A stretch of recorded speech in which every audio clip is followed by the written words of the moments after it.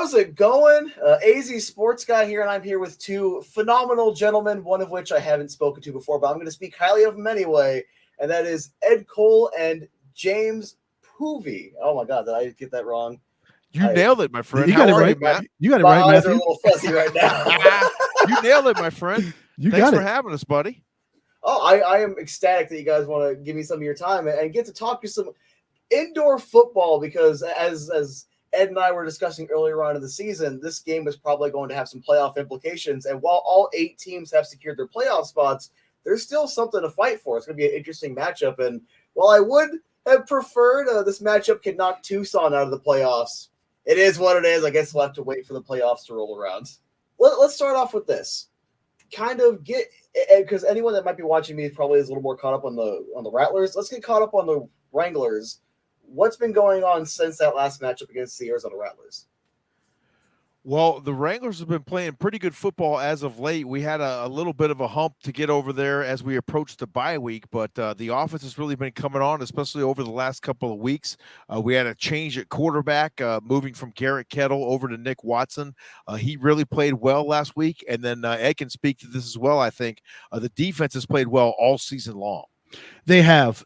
Massachusetts came in on Saturday, Matthew, the number 3 ranked offense in the indoor football league, and this defense clamped down, shut them down. They're averaging 51 points a game, held them 19 points under their average, held them to 32 points. They're averaging over 250 yards a game, Matthew. They had just 159.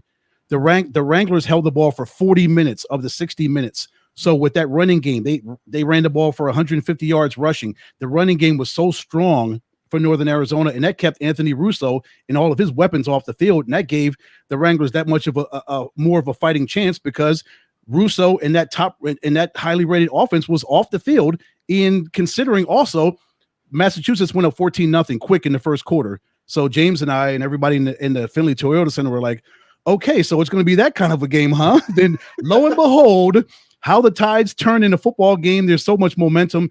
Northern Arizona runs off 37 straight points. It's 37-14. We think that it's comfortably in the bag. Then come fourth quarter, Alejandro Benefield comes in. They score 18 straight points, and they tighten it up to 37-32. Matthew, it was just that kind of a game, right, JP? It was back and forth, as you mentioned. It felt like the tale of they talk about the tale of 2 halves. It was almost a tale of 3 halves in that ball game. It was back and forth, but luckily the Wranglers were able to come out with a win in a game that we really knew we had to have if we want to have any chance of making it to the IFL playoffs this season. Yeah, Matthew, getting that game, even their record up at 7-7, and then we looked ahead toward Bay Area taking on San Diego on Monday night.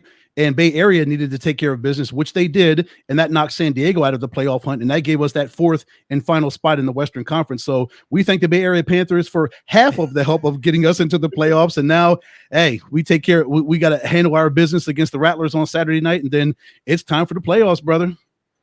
I'm so excited for these playoffs because we were talking a little bit before the show, but what is that? Back-to-back years that there were 3 Arizona teams, all 3 of them in the playoffs. It's just kind of crazy how successful indoor football has been in this state. Obviously, the Rattlers been around for a while, but second-year Wranglers are defending champions, and they made a little quip about it on Twitter where, they're the underdogs going into the playoffs, despite the fact that they're the defending champions. Well, we've kind of had that underdog role ever since that first season. Ed and I have been with the Wranglers since their inception in 2021, and that first season was rough. We got 1 win that entire season, and Ed was in the building that night. I wasn't even there that night. It was the night we beat the Tucson Sugar Skulls for our first win in franchise history. And I was actually stuck in Phoenix. I had a Section 7 basketball tournament out at State Farm Stadium. But regardless, that first season was a bit of a challenge. But then you come back, you change up the coaching staff. You bring in Coach Les Moss, who has a wealth of IFL experience and indoor football league, arena football experience, and has won multiple championships in the past. And, Coach Moss came in here and really changed the culture for this Wranglers football team right away. And it started translating to the field immediately. And then, Matthew, of course, winning a championship the following season, everybody pencils you on their schedule. When they see the Northern Arizona Wranglers on their schedule, whether you travel up to Prescott Valley or the Wranglers come to you, everybody is giving you their full effort because you are the champions. You've got that target on your back. You know, you hoisted that trophy in Henderson, Nevada, back on August 6th, August 5th, 2023. James and I remember that night so well. We were in Henderson, Nevada, and able to celebrate with the football team. You just knew the second season after a championship. It's never easy for a champion to come back and repeat. And this team took its fair share of blows throughout these 14 games. Been a lot of ups and a lot of downs, but when it came down to it, when we got through 14 games, coming up on the 15th with the Rattlers, this team qualified for the playoffs. And that's all you need, Matthew. Take care of business at Footprint Center against the Rattlers. Go into that second season, everybody is 0-0 at that point, JP and Matthew, and who knows what can happen after that in the second season. That's exactly right. I mean, sorry, Matthew, but we just talked to Jared Ware just a little bit before we came on here with you, and talked to him about the overall mood of the football team, and he really feels like this team is not only gelling together at just the right time, but really starting to peak at just the right time here as they're approaching the playoffs, and that's really what you need to be doing if you're a football team. Yeah, it's the best possible time. I mean, these seasons, anyone that covers or even pays attention to professional sports knows it's a marathon, not a sprint. And if you can start sprinting towards the very end of the season, you're probably looking pretty good heading in. And I wanted to, discuss this because that Arizona Rattlers game that they lost by 1 point in a phenomenal, it was a double overtime. It was extra time, 3-game losing streak. And at that point, it was pivotal to start winning again. And they win one of their next 3. What were the difficulties you guys were noticing and you guys were seeing in that small stretch? Because they were pretty dominant early on in the season and then kind of trying to get that gel back together at the end of the season. Well, from an offensive perspective, they just seem to have a little bit of trouble getting that engine started there about midway through the season. We started out pretty good offensively in the first part of the season, was able to rattle off a few wins there, and then we kind of bogged down a little bit offensively there, and then necessitating the quarterback change, which was part of that, I believe, towards the end of this regular season there. But then Nick Watson was able to come in and kind of reignite the offense, I should say. Garrett Kettle played really well this season, but Coach Moss felt it was time to make that change at quarterback, and so I think they were able to kind of get over that hump offensively. As we mentioned a little bit ago, the defense played really well all season. And then we got a new addition to the team just a couple of weeks ago in Connor Mangan, who's now come in and really been sort of a secret weapon for us, able to get some of those drop kicks and get some extra points at pivotal times in the ball game. I agree. But when Connor came in against Massachusetts, he had 3 drop kicks. Each of those are 2 points apiece after a score. You get a rouge, that's 2 more points in a field goal. So basically, that's a 2, 4, 6. What's that, like 11 points basically off of your kicker? And in a game when you win by 5, knowing the game was going to be tight, Massachusetts is here. They were 9-4, a legitimate championship contender. You needed every single point that you could get, Matthew, to get that victory. And were it not for drop kick Mangan in the form, by the got special teams player of the week for his performance, who knows what could have happened. Yes, the offense, Nick Watson came in and played really well. The offense, they ran the ball extremely well. And the defense, as JP mentioned, they were on fire, lights out. Daniel Wright gets an interception, and they got a safety on Anthony Russo in the end zone. But in order to beat Massachusetts, a team that's excellent, that's an outstanding organization, you've got to have offense, defense, and special teams all working in harmony. And that's what happened on Saturday night. I think one very interesting point that both of you brought up is the quarterback switch. How tough of a call do you think it was for the coach here to justify taking out a quarterback that's playing well just to try to see if this will work differently or if this will kind of be that extra spark they need? And I'm going to let you start on this one, my friend. I don't think it's that difficult, Matthew. It's about wins and losses. It's not about what somebody's feeling if they get replaced. If Garrett Kettle isn't happy, if Coach Moss brings him out, Les Moss has got to do what's right for the organization, the best move that he feels he has to make for the organization. And he felt that giving Nick Watson the start against Massachusetts was the right call, and it absolutely was the right call. Not to say that Garrett couldn't have come in and played really well, because I'm sure he would have, but Coach Moss felt that Nick was the best course of action to be the starting quarterback that night, and he was great that night. Ran the ball really well, threw the ball well, managed the offense very well, outside of that one interception. But Nick Watson looked really good. And again, it's not time to be worrying about somebody's feelings about a move that you have to make. You're trying to make the playoffs. You're trying to repeat as champions. Forget the feelings. You got to go out there and win football games. Forget that. That's the bottom line. You got to win football games, right, JP? You're exactly right, Ed. And one of the best parts of this football team, especially at the quarterback position, is the way these two young men support each other. Whether it's Nick Watson in there under center or whether it's Garrett Kettle in there, you really would not know the difference on the sideline because both these guys step up, support each other. They'll both be willing to throw the headset on when necessary and coach from the sideline if necessary. And they're always happy to see each other succeed. And that is an integral part of this football team and their success. I agree. Yeah, and I'll piggyback off of that, Matthew. It really is amazing to see those two young men and the relationship that they have. As JP, we're up in our perch up in Prescott Valley. You know the press box well, Matthew. You were up there for the Rattlers game.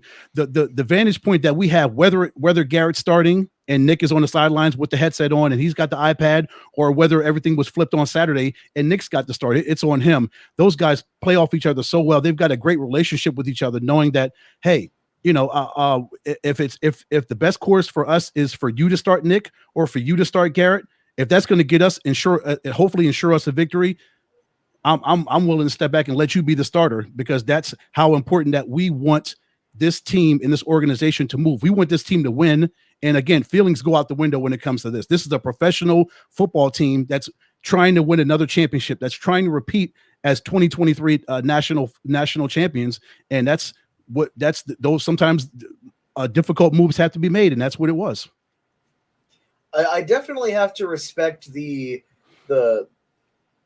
decision in the context of it's hard to justify taking out a quarterback playing well for something that, depending on who you are, you might think, oh, that's a foolish decision or that's an unproven decision. But obviously, this Les Moss knows exactly what he's doing, and that kind of worries me a little bit, because this is a team that, while the Rattlers have typically won games against them, you don't want to take your foot off the gas pedal, and you don't want to underestimate them, because let's compare the coaches real quick from what you've seen covering the Wranglers and what I've seen covering the Rattlers.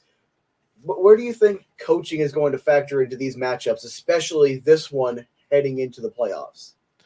Well, both these coaches have a wealth of experience in the indoor game, and they're both great at the chess game of overall schematically going against each other and trying to figure out, I'm going to make this move and you're going to make that move, and I already kind of know you're going to make that move because I remember you doing that from back in the day. And it's really marvelous to watch if you really sit back and try to take it all in. And so the coaching is really going to be pretty even as far as that respect goes, but it's really going to come down to the play on the field.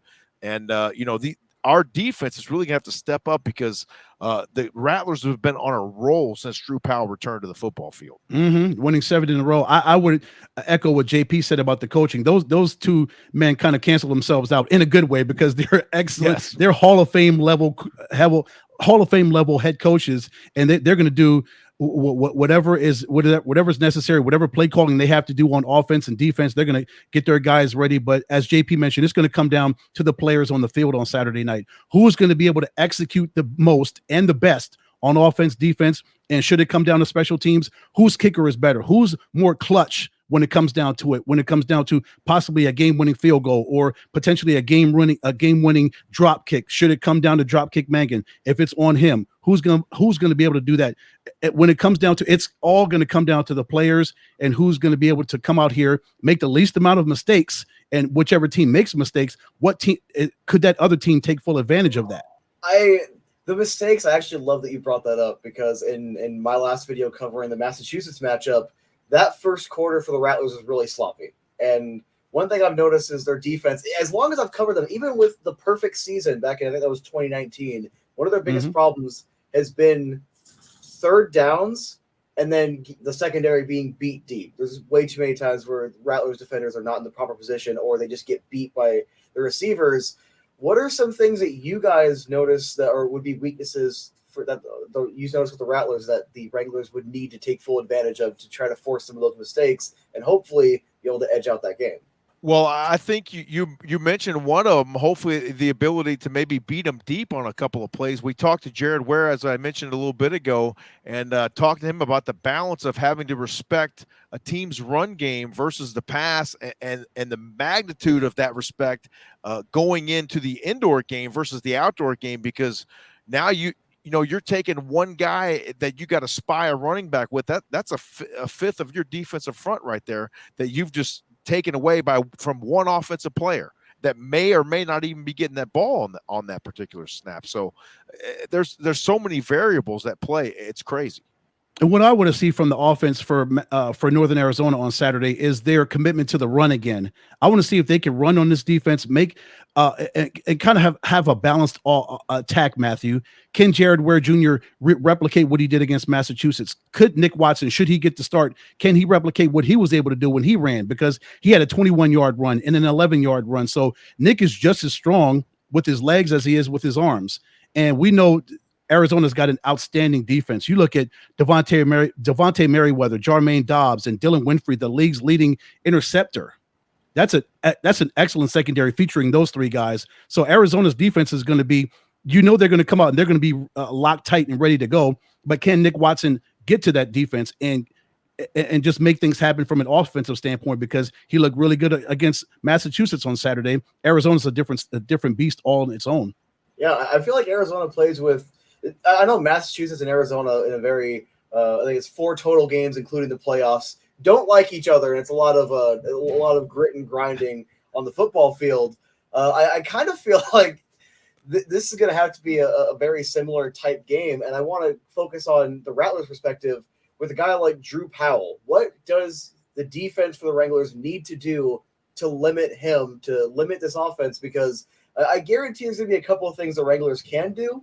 But what should be the focuses to try to deal with a multiple-time MVP? If I was coaching the Wranglers defensive line, the first message to them in practice is stay home. You cannot overrun the play, especially against a guy like Drew Powell, who is not afraid to tuck it and run when necessary. And I mean, in a moment's notice, Drew Powell can go from looking like he's going to throw the football deep down the field to running 5 yards past you before you even know what happened. So the defensive line has definitely got to stay home, make sure and get off those blocks, get full separation up front, but then don't overrun the play, because you might have Drew Powell trying to sneak out through a crease somewhere if you're not careful. We know how lethal number one is. We saw him back in early June up in Prescott Valley. He had 3 rushing touchdowns, 8 total touchdowns, 5 through the air, 3 on the ground. As you mentioned, when that guy gets loose, he is lethal. He is nearly unstoppable. As JP mentioned, stay home, but still, you've got to be aggressive. If you're that defensive front, if you're Justin Wisenhunt, that Mike linebacker, you've got to be able to come down that A gap as much as you can and try to get the number one and force the issue on him. Because if Drew Powell can stand back there and just look everybody off and try to make completions to all of his wide receivers, Isaiah Houston and the two and everybody else that he has at his disposal, so much talent, then it could be a long night for Northern Arizona. But the secondary for the Wranglers is strong, and they're going to have to be strong all night long against Powell and that vaunted offense, that number one ranked offense in the indoor football league. Yeah, as you mentioned, Ed, even if the back end for the Wranglers is really strong and everybody's covered down the field, if those defensive linemen up front are not getting off the block and everybody's occupied there for even a half a second, that's plenty of time for Drew Powell to get loose when everybody's way down the field, and he's going to hurt you with his legs for 10 or 12 yards. So yeah, it's going to be a battle up front on Saturday night. I cannot wait. And Drew is so impressive to watch. I was just looking at his numbers, Matthew. 40 touchdowns. Guess how many interceptions? 4. He's got a 10-to-1 interception ratio. This kid is extremely smart with the football. He knows where he wants to go with the football, and he very rarely makes mistakes. But when you got Jamal Miles, Isaiah Scott, Isaiah Houston's the 2 Isaiahs, he's got so much talent to throw to. But as JP mentioned, when he tucks and runs, that guy is electrifying. So the defense they've got to be laser focused. They've got to have eyes in the back of their head when they're going up against number one, because he is that good. It's actually interesting. It's a 10-to-1 ratio. For about, I think it was 3 weeks in a row, he was averaging 1 pick per game. And that, as long as I've been, covering the team, paying attention to the team again since 2019, I've never seen that man average interception a game in any stretch of games. And it was just so interesting that you kind of wouldn't notice watching him play, because he doesn't really seem to get rattled. And even if he does throw a pick, he might run a couple extra times the next drive or so, but doesn't really seem to let that rattle him or force too many more bad throws. And Matthew, Go ahead, JP. Go ahead, Ed. Go ahead. I was just going to say, I'm looking at the box score for Massachusetts from 2 Sundays ago. This is indicative of what Drew Powell does. 5 incompletions, 19 of 24, 208 yards, 4 touchdowns, 0 interceptions, 0 sacks. And one of the biggest games of their season, coming toward the end of the season against a legitimate championship contender, he throws no interceptions.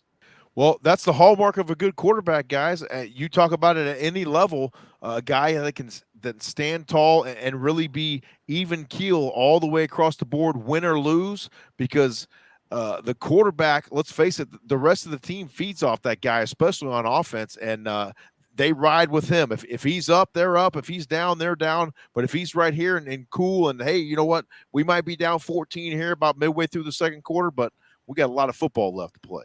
And Matthew, I don't think it's any coincidence when Drew came back in the starting lineup after his injury, they haven't lost since. It's been ridiculous, and this is absolutely nothing against the backup quarterback, Jorge Reyna, who played fine. His numbers were decent.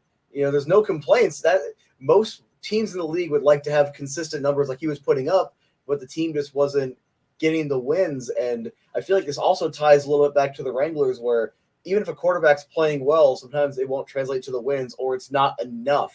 But then when you have that truly elite quarterback or that truly great quarterback, or even just a great matchup, it starts translating to wins. And it's very interesting how that works. It just shows how important the quarterback position is. Even in arena football, I think some people might kind of discount that a little bit, but it's such an integral position at any level of football. Oh, without a doubt. I mean, the quarterback, you've heard him referred to as the field general. That's not by accident. I mean, this guy controls the offense. He makes sure his first responsibility when he gets out there is he's got to get everybody lined up right. Because if everybody's not lined up right, then you can forget whatever great play you might have, the magical, miracle and Minneapolis miracle play. If everybody's not lined up right, it doesn't matter. So the quarterback has so many responsibilities, and then he's got to remember the play call. He's got to execute the play perfectly. He's got to go through his checkdowns. He's got to make sure that everybody's where they're supposed to be once the play starts. I mean, it's not a job for everyone. You talk about football not being for everyone. Quarterbacking is not for everyone. And Matthew, I guarantee you the 8 teams that are in the playoffs from the Eastern and Western Conference, if they had subpar quarterback play, if Frisco, Massachusetts, Quad City, Sioux Falls, the Rattlers, Bay Area, Tucson, or Northern Arizona all had subpar quarterbacking play, none of them would be in the playoffs, or they will be struggling for their lives to make the playoffs. Yeah, that can't be understated. Let's switch gears a little bit because we're getting a little up there. I don't want to be wasting your guys' time. I'm loving the conversation. Oh, no, you're fine. I want to get some bullet points. I want to get down to what are the keys to the game, the biggest keys from the Wranglers' perspective, and then from your guys' perspective, the Rattlers' perspective, to win this last matchup of the regular season. Ed, go for it. Well, you know what? Honestly, I don't care about the Rattlers. We care about the Wranglers. So we're going to keep it all Wranglers. JP, you can talk about whatever you want. But I'm right there with you, brother. Go ahead. But for the Wranglers, should Nick Watson get the start, he's got to play about as flawless football as you can against the Rattlers in Footprint Center. All 3 of us know how much of a home field advantage that is for the Rattlers. If you get the ball first, or whenever you get the ball, if you're Watson, you've got to drive your offense down the field like they did against Massachusetts. Control the time of possession. If Jared Ware Jr. and Watson and Ryan Wisniewski and RCB, Ramad Jockey Bowman, if those 4 can all combine for an output like they did against Massachusetts last Saturday and control that time of possession, keep Drew Powell and that vaunted offense off the field, the number 1 offense in this league off the field, they've got a great shot of winning this football game. Take advantage of any mistakes that Drew Powell may make, which is very rare. As we talked about his TD to interception ratio. The guy is so smart, Drew Powell is. I love the way he plays football. But on defense, as JP mentioned, you've got to stay aggressive against Drew. Yes, defensive line, stay at home, but still rush the quarterback. Do not let him sit back there and think he's got all day to throw in your secondary, because if he does, then you could have a bad night. So stay aggressive up front with your front 4 and the back 4 with your secondary. You've got to stay as strong. You've got to stay tight on Arizona's wide receivers. Ed, as usual, setting it up perfectly right there, Matthew. I mean, on defense, that's exactly what the Wranglers have to do. They have got to make Drew Powell uncomfortable, and not just a couple times during the ball game. They got to make him uncomfortable all night long.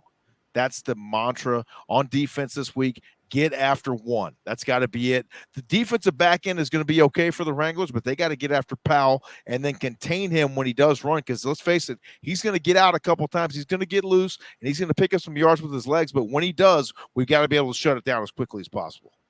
And when those plays do happen, Matthew, should Drew? Well, we know Drew is Drew. He's going to make stuff happen. He's just like JP. You can only hope to contain him. You can't stop him. Yes, you can only hope to contain him. Just like they said about MJ and LeBron, all the great NBA, everybody that's been great in every major sport. You can only hope to contain that young man or that young woman because you can't stop them. So when things happen and plays do break down, and Powell he'll break off a 20-25 yard run, or he'll throw a 30-yard touchdown pass.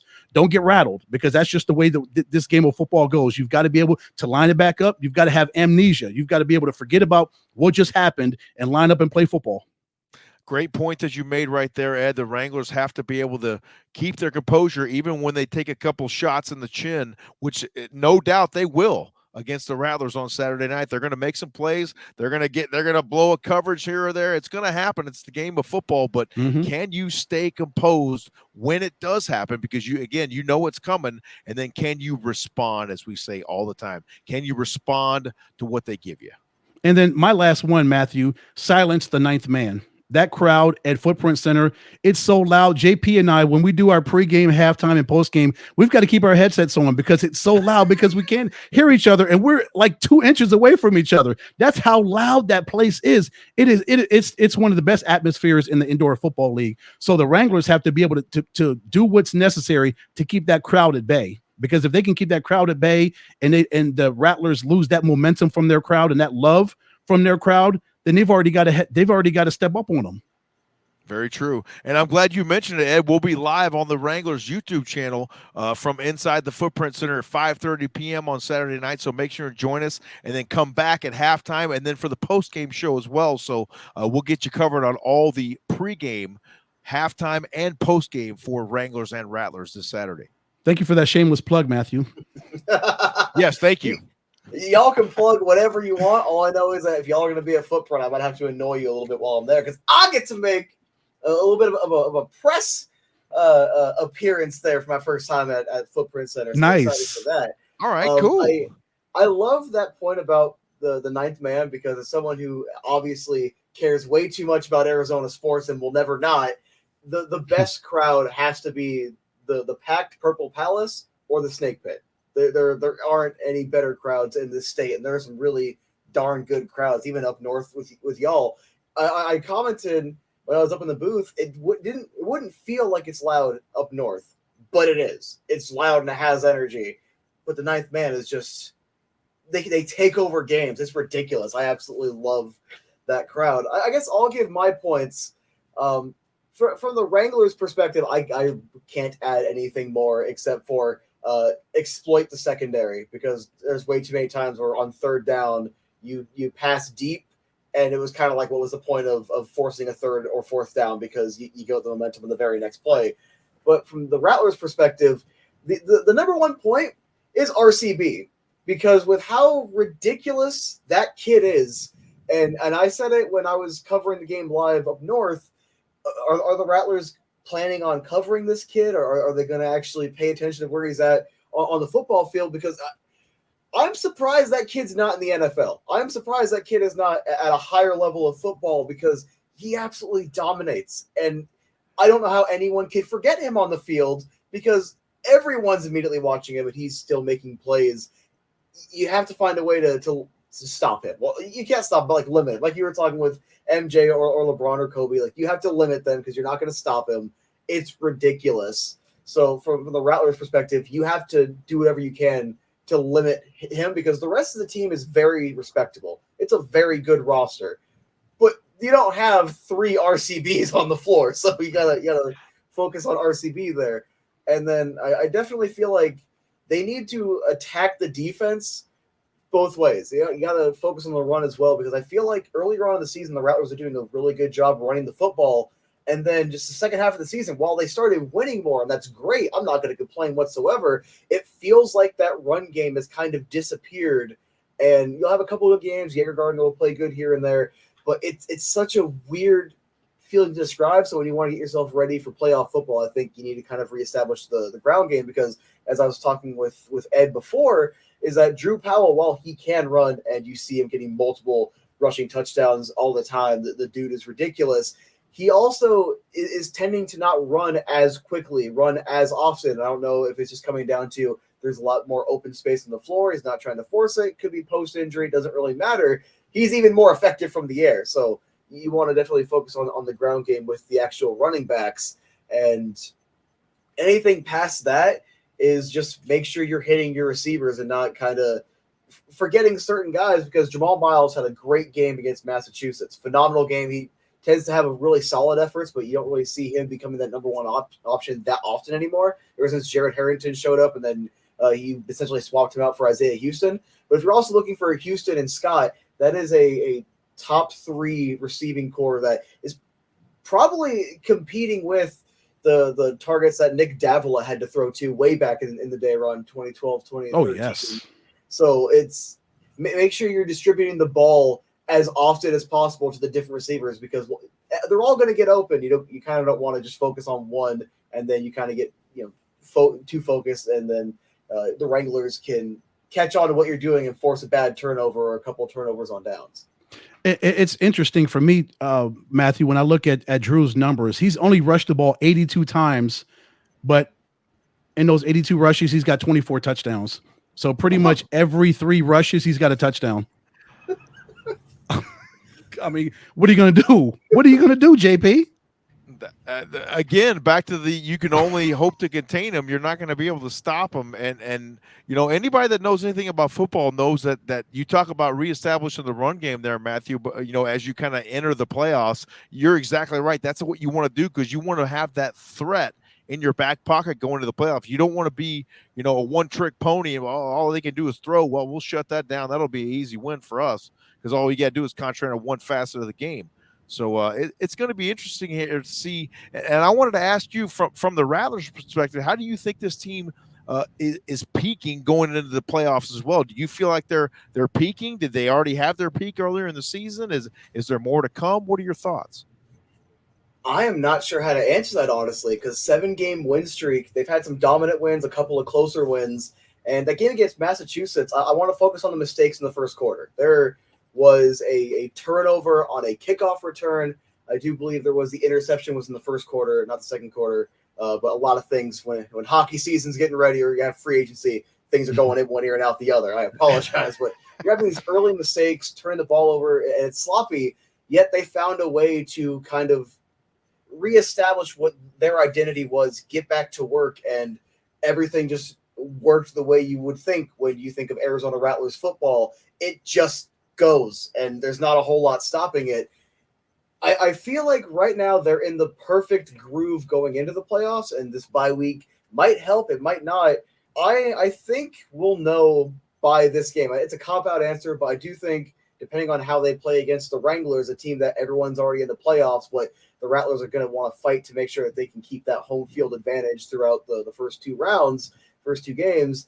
I think we will know by the middle of the first quarter whether or not they've peaked or like they're on this side or that side, because I've seen some mistakes. I've seen some sloppy football. I've seen some great football, some essentially factory level machine work. And I kind of feel like you get what you get with the Rattlers. You already know great offense, solid defense. I don't see any higher, but I also don't see them bottoming out or anything. All right. I'll go with that. Okay. I'll go with that. I think it's going to be a fun game, because if things just fall the way they do, these 2 teams could meet the very next weekend in that same building in the playoffs, which would be crazy. So, Matthew, we were talking to Jared Ware about adjustments that teams would make from week to week, and it's kind of rare that 2 teams would meet each other in the final game of the season, and then a week later meet each other in the playoffs in the same building. Do you think, if that plays out the way it does, will there be many adjustments that both of these teams would have to make, knowing they just played each other 7 days ago? I'm going to embrace the chaos a little bit. I almost feel like if this is a really close game, which it probably should be, it's 2 really good football teams, you might see an almost completely different game plan than what you're expecting. Because if you already think you got these two teams nailed down. If you're the Wranglers, you think you got the Rattlers nailed down. Rattlers, you got the Wranglers nailed down. I almost feel like you're going to have to go into the next game with an almost completely different mindset, and it would be a really weird first quarter. Whether or not you go back to what you're used to or you keep doing the weird stuff, I feel like that first quarter would be one of the weirdest. I'm not sure what the Rattlers are doing or what the Wranglers are doing kind of quarters. Do you think there's any chance that anybody gets rested this weekend from either side? I'm just throwing it out there because there's been a little talk about that. Anytime you get the rowdy folk from up north coming down to the Snake Pit, which is already a rowdy atmosphere, ain't nobody sitting out. You might have a beer thrown somewhere that you don't want a beer thrown. All right. Well, I would like to say that we've developed a nice little in-state rivalry here, and we hope to keep it going. And as you mentioned, it's great all around for the success of indoor football here in the state of Arizona. I mean, all three teams going to the playoffs in back-to-back years. I mean, come on. Yeah, and the defending champions are essentially the wild card team. Like, they're the defending champions are the underdog heading into the playoffs, and that's a really weird thing to say, knowing that this team is definitely not a bad team by any stretch. Let me put my it's interesting, and the funniest part about it is, Matt, is you know how much sports is mental, and we talked to Jared Ware earlier a little bit, and all you need is just a ticket to get to that dance, and if you can get in there, then you never know who you might get to dance with. All I'm gonna say is I really hope that that Northern Arizona is going to Bay Area first week of the playoffs. But I would have to hope the Rattlers lose, so I'm not entirely sure if I'm ready to embrace that. But I kind of want to be the ones that gets rid of Tucson. I'm not gonna lie. I don't really rest assured, the Bay Area boys they got their Rattlers jerseys on their Wranglers jerseys on right now, as a matter of fact, because they're cheering for us to beat the Rattlers. So you know how it all works. It's all good. It's all the way it should be, my friend. It's going to be a great game on Saturday night, and I can't wait. You talk about the atmosphere there; it's electric. Yes, it is. We can't wait. Neither can I, and I appreciate your guys' time. You are seriously some of the coolest people that I know in the professional world. So you know what? This is your stage for however long you want. Go ahead, plug. What's your socials? Where can people find you? Let these people know who you are, because you guys are a lot more well-known than I am anyway. Well, Ed might have some book signings he wants to pump. Go ahead, Ed. I don't know what you got coming up on the docket, man. Give it to him, brother. No, on me, find me on Instagram at EdwardCole301, Twitter at EdCole43, and Facebook.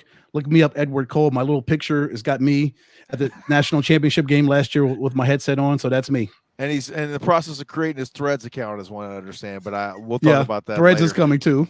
I'm on Twitter at JP_Bcast, and we just got a lot of stuff coming up. Ed and I do also, in addition to Indoor Football League, we do a lot of high school stuff here in the state of Arizona as part of the Epic Sports Network. So I got some exciting stuff coming up for that in the fall. Friday Night Red Zone, and I don't know if you've heard about that. That's going to be getting started on August the 25th, and then we kick off Thursday Night Football with Santan Charter hosting Scottsdale Christian Academy on August 17th for another edition of Thursday Night Football. It's going to be a fun season. Maybe I might tune into a high school game, because you got the energy, JP, and definitely a much lower pitched voice than myself, so I can actually listen to you for a prolonged period of time. I don't know how y'all listen to me for that long, but thank you very much. Remember, all right, go Rattlers. Go Wranglers. Go Wranglers. That's all right. We can all fix all that in post-production. It's no problem. Yep. something. Defending champions ain't gonna be going back to it this year.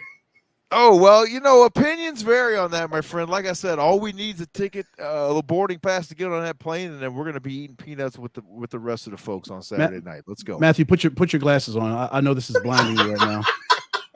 I can just see the shine. That's all I got. I can just see a little bit of shine on your head. I got my Rattlers fan ring in the hall closet. I can go grab that. Oh, well, you might not be able to find it. It's okay. It's all right. You got a couple of days to dig it out. But hey, we appreciate you having us, Matthew. Yes, it's been a fun time visiting with you here, my friend. Hey, anytime. We had a blast. Maybe we should try to get something together for the post game, but I don't know if y'all will be a little disappointed for that one. Well, listen, if you haven't run out of the booth already after the game, we'll have you on the post game show. How's that sound? I'm down. Just All right, text me. Have Ed text me where to go. And I'm like, all right. I'm ready to go, guys. We'll be up in. All you gotta do is look for the ring light. That's all you gotta do. That's where we'll be. So remember and go Rattlers.